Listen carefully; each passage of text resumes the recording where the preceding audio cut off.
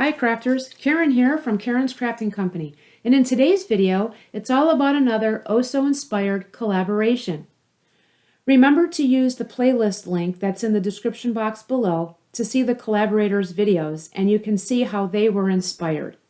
You can also play along by using the hashtag #IwasOhSoInspired.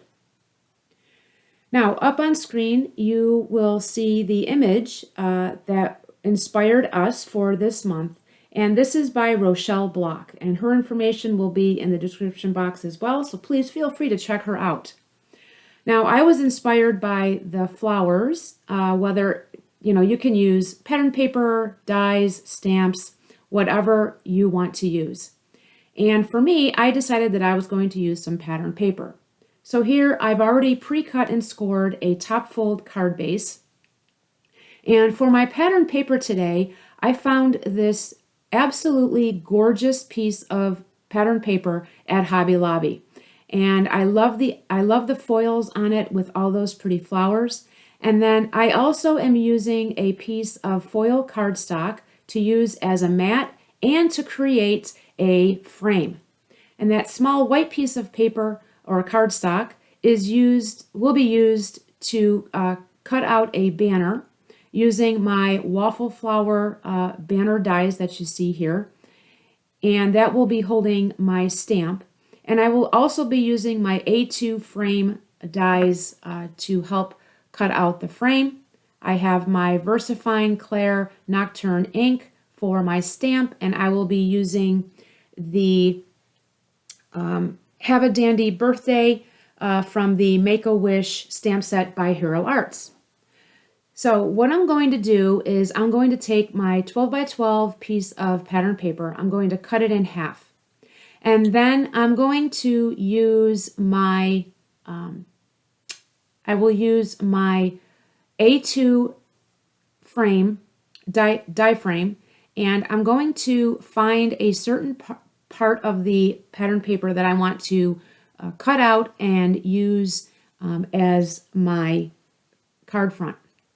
So you see that I'm lying it on the paper, and I want to make sure I get those two big flower patterns that you see there. And then what I'll do is while I'm cutting that, I will also go ahead and I will use two smaller A2 frame dies, and I will create my frame. And then for the white piece of cardstock, I will use the waffle flower banner or fishtail banner, however you want to call it, die to cut that out, and that's where my sentiment will go. So I do that off screen, and here I brought the paper back that I cut out because I'm still gonna need a little bit of that. I also need that foil, the gold foil. And I'm going to use the larger piece here that I have. That's going to be my mat. So I didn't want to, waste any of the scraps. And no one will know that that opening is there except for you. And then there's my frame, and I will lay that in the center of my card front. Now that flower there that I'm showing you, I am going to fussy cut that out a little later and use that as an embellishment. So now I'm going to go ahead and I'm going to start putting the card together. Now, because I'm using pigment ink, I am going to do my stamping first because I want to be able to let that dry. I don't want to have any smudging when I need to put that on the card. So I thought I would go ahead and stamp that now and let it sit and dry while I work on the rest of the card.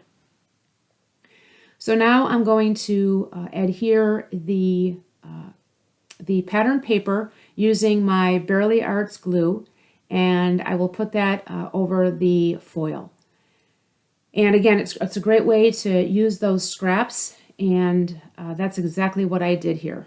And I also realized that I had put glue on the back center of the pattern paper, but it's okay because now I'm just going to go ahead and glue all this together and adhere it to my card base. So once I have that layered on the card base, I'm going to bring in my foam tape and I'm going to layer the frame. I really wanted the frame to kind of pop off the card. And I just like how it kind of frames some parts of the flower. So I'm using my slim strips from scrapbook.com of the double-sided adhesive, and I'm just, cutting this along, layering it to the, the perimeter of the rectangle. And once I have all that adhered, I will release, take off the release papers, and I'm also going to use, I'm going to bring in the Bearly Arts glue again to layer on top of the foam tape, because I want to make sure that my frame is centered. And in order to do that, if I put some glue on top of the adhesive, then it'll give me a little bit of wiggle room to move that frame if I don't have it straight. And that's what I like about the wet glue, because it allows you to have some of that wiggle room. So there I, place it down, and I'm trying to, look to make sure that it's straight. And then once I have it straight, I go ahead and I press it down. Now I'm going to take the pattern paper, and I'm going to, again, fussy cut out that flower. And I absolutely love this paper, and I thought, boy, what a great way to, use up the different parts of the paper to help add to the card. And that was my idea here. And depending on how you cut the paper and what part of the flowers you want, you can see that there are different shapes of the flowers. Some of them are smaller, some of them are larger. And I knew that I wanted to cut one out fairly a decent size, because I knew I was going to put it in the bottom right corner, because again, I didn't want anything really covering or hiding those beautiful flowers that you see in the center of the card. So I cut off the stem. I don't want the stem on there. And then you see that I have some extra pieces that need to be cut off, and I just go in and I do that. And I really, the scissors, as much as they're doing the cutting, it's really the turning of the paper that helps when you're fussy cutting.